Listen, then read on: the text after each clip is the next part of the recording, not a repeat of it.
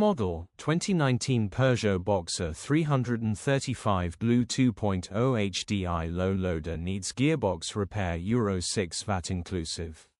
Body, white, Luton, box. Mileage, 206,104.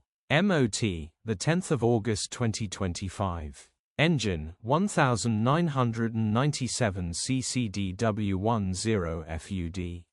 Transmission, 6-speed manual, front-wheel drive. Mechanical summary, starts great.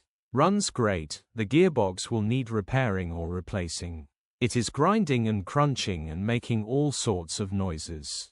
The engine is perfect, straightforward gearbox repair job, grin. Condition summary, bodywork is very clean and presentable. Interior is very clean and has plenty life left in it. Rear load area is very clean and tidy with loads of life left in it. Genuine honest work van which has been well looked after.